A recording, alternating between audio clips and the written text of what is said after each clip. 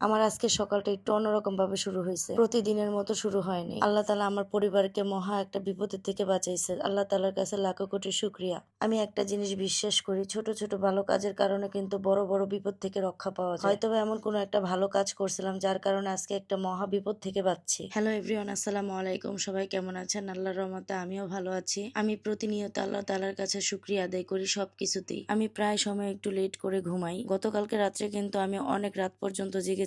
বর্তমানে তো আপনাদের খালাম্মা এক্সাম শেষ করে এখন তার স্কুল বন্ধ, যার কারণে আমার একটু দেরি করে ঘুমালেও সমস্যা হয় না। গতকালকে রাত্রে 4টা 4:30 বাজবে এমন সময় অনেক জোরে একটা আওয়াজ হয়। একবার মনে হচ্ছিল আমার রান্নাঘর থেকে আওয়াজটা আসছে, আরেকবার মনে হচ্ছিল বাইরে থেকে আসছে আওয়াজটা ভালো বড় সড়ো হয়েছে। রান্নাঘর থেকে আওয়াজটা যেহেতু আসছে সেহেতু আমি ঘর থেকে বের হই নাই, কারণ হইতেছে যেহেতু অনেক রাত হয়ে গিয়েছে। আমি ভাবছি যদি চোর টোর ঢুকে ঘরের ভিতর, আমি একা মেয়ে মানুষ কিছুই করতে পারবো না। পাশের রুমে কিন্তু আমার 2 বোন আর আমার মেয়ে ঘুমাচ্ছিল, আর আমি অন্য রুমে একা ঘুমাচ্ছিলাম বলতে শুয়েছিলাম আর কি। এই জন্য সাহস করে আর দরজাটা খুলিনি। কিন্তু সকালবেলা যখন ঘুম থেকে উঠে দেখি আমার রান্নাঘরের এই নাজেহাল অবস্থা। রান্নাঘর থেকে একটা টাইলস খুলে পড়ে গিয়েছিল, এটারই একটা বিকট আওয়াজ হয়েছিল। পরে যখন আমি বাকি টাইলস গুলাতে হাত দিই দেখলাম যে খুলে খুলে চলে আসছে। পরে আমি একটা একটা করে নামিয়ে রাখতেছিলাম, কারণ হচ্ছে নেক্সট টাইম হয়তোবা বিপদ হইতে পারে, তাই নিজেকে এবং আমার ফ্যামিলিকে সেফটি দেওয়ার জন্য আমি সবগুলো টাইলস খুলে রেখেছি। আপনারা দেওয়ালটা খেয়াল করে দেখতে পারবেন এখানে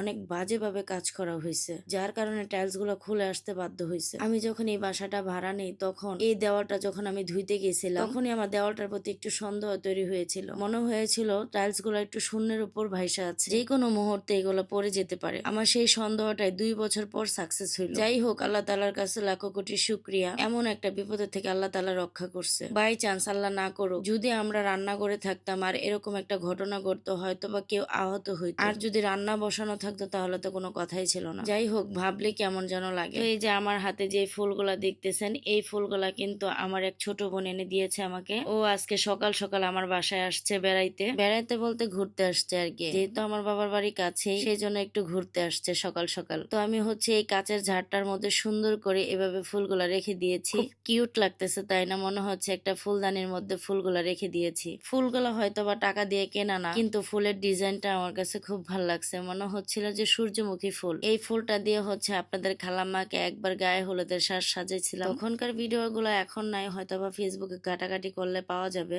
তখনকার ভিডিও গুলো কিন্তু খুব সুন্দর হয়েছিল। আমি ভিডিও শুরু করেছিলাম কোন ফোনটা দিয়ে, একদিন আপনাদের কাছে শেয়ার করব। ওই ফোনটা আমি যত্ন সহকারে রেখে দিয়েছি। অবশ্যই এটা ঠিক করলে চালানো যাবে, কিন্তু আমি ঠিক না করিয়া সুন্দর করে যত্ন করে রেখে দিয়েছি। একবার ঠিক করে কিছুদিন ইউজ করতে পারছিলাম আর কি। আপনাদের খালাম্মা হাত থেকে ফেলে দিয়ে একদম ডিসপ্লে একদম চুরমার করে ফেলছিল। পরে একবার 7-8 হাজার টাকা দিয়ে একটা ডিসপ্লে লাগাইছিলাম, কিছুদিন ইউজ করার পরে আবার নষ্ট হয়ে গিয়েছে। পরে আর ফোনটা ঠিক করা হয়নি, নতুন একটা ফোন কিনছিলাম 24 আলট্রাটা। তখন 24 আলট্রাটা আপডেট ফোন ছিল, আর আমি যেহেতু ভিডিও করি সেই জন্য আমি 24 আলট্রাটাই কেনা হয়েছিল তখন। ওই ফোনটা কিনতে গিয়ে আমার অনেক ঝামেলা পোয়াইতে হয়েছে, জিনিস বন্ধক রেখে আমার ফোনটা কিনতে হয়েছে। এখন যখন আমি আইফোনটা কিনছি সেম একই কাহিনী হয়েছে আমার সাথে। যাই হোক, ওই পিচ্ছিটারে হচ্ছে আমি এখানে চানাচুর আর ভুট বাজি দিয়েছিলাম, আমি সারতেছিলাম, সেই জন্য নিবে না, কারণ সব বাচ্চারাই হচ্ছে আমাকে একটু ভয় পায়। কেন ভয় পায় সেটা আমি জানি না, কিন্তু আমি বাচ্চাদের প্রচুর পরিমাণে আদর করি। আমি একজনকে জিজ্ঞেস করছিলাম আমাকে কেন তোরা ভয় পাস, ওই পিচ্ছি বলতেছিল তুমি বড় তো এই জন্য তোমারে সবাই ভয় পায়, আমরাও তোমারে ভয় পাই। যাই হোক, আমি বড় হইতে পারি, আমার কিন্তু মেজাজ চড়া। আমার কিন্তু 19-20 হয়ে গেলে মেজাজ প্রচুর পরিমাণে খারাপ হয়ে যায়। আর আমার হাতের মায়ের যে খাইছে সে দ্বিতীয়বার আর মায়ের খাওয়ার জন্য প্রস্তুত থাকতো না। আমার মুখের থেকে হাত চলে বেশি, মুখ দিয়ে কয়টা কথা বলতে পারবো তার থেকে 2-1টা দিয়ে ফেললে ওইটা ব্যথা লাগবে, মুখের কথায় তার ব্যথা লাগে না। আমি মানুষটাই হয়েছে এরকম। তো আমার আম্মা বাসায় আসছে, আয়সা বলতেছে চলে একটু মার্কেটে যাই, মার্কেটে বলতে একটু বাজারে যাই আর কি। তো বাজারে যাচ্ছিল হচ্ছে আমার আম্মা গতকালকে চাল কিনে রেখে আসছিল, সেই চাল আনতে পারেনি কারণ নামাজের টাইম হয়ে গেছিল, দোকান বন্ধ করে নামাজে চলে গিয়েছিল। আর আমি তো হচ্ছে ব্যাগ কিনতে গেছিলাম, আমার মেজো বোন ব্যাগ কিনছে,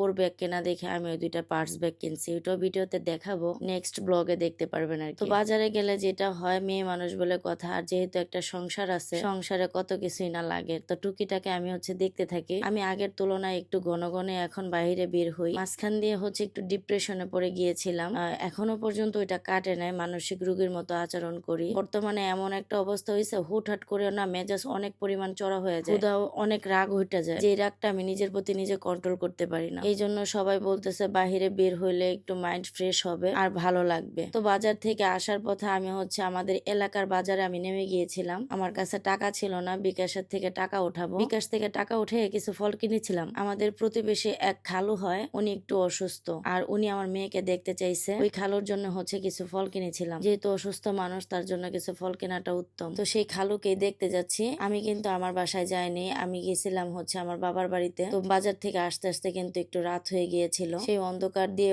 হাঁটতেছিলাম আমরা। আমি যখন ফল কিনতেছিলাম তখন কিন্তু একটা রুটিও কিনে আনছিলাম। আমার আম্মা বলতেছিল রুটি দিয়ে চা দিয়ে খাবে। আমি তো বাজারে নেমে গিয়েছিলাম, আর আমার আম্মা তো বাসায় চলে গিয়েছিল চালের বস্তা নিয়ে। তো আমি বাজার থেকে আমার আম্মার জন্য রুটি কিনে আনছিলাম, আর আমার আম্মা দুধ চা বানাইছে। আমার আম্মা প্রথমে ভাবছিল রং চা বানাবে, পরে আমি বলতেছি রং চা দিয়ে রুটি দিয়ে খাইতে কেমন লাগবে। আমার আম্মা বলতেছে তাহলে কি করব, দুধ চা বানাবো। পরে আমি বলছি আচ্ছা ঠিক আছে, তাহলে দুধ চাই বানাও। আমার মায়ের হাতের একটু চা খাওয়ার পরে আর খাইতে আমার ইচ্ছা করে না। কেন খাইতে ইচ্ছা করে নাই জানেন? যেহেতু আমি এখন বর্তমানে চিনি খাওয়া ছেড়েই দিছি, প্রায় এত পরিমাণে মিষ্টি দিছে চায়ের মধ্যে বলার বাহিরে। আর আমার আম্মা কিন্তু প্রচুর পরিমাণে মিষ্টি খায়, আমি এত আবার মিষ্টি খাই না। পরে আমার ছোট বোন আমাকে 2টা জলপাই কোত্থেকে জানে এনে দিয়েছে, পাকনা পাকনা। তো জলপাইটা খাওয়ার পর আমার একটু ভালো লাগতেছিল, যেহেতু আমার প্রচন্ড পরিমাণ মাথা ব্যথা করতেছিল। আমি এদিক দিয়ে সোফায় শুয়ে শুয়ে মোবাইল টিপতেছিলাম। আমার আম্মা গরম গরম বেগুন ভাজি করে নিয়ে আসছে, আর ভাত ছিল সকালের, সেই ভাতগুলো গরম করে আইনে দিছে। বেগুন ভাজি দিয়ে আর গরম গরম ভাত, ভাজা ভাত, আর সাথে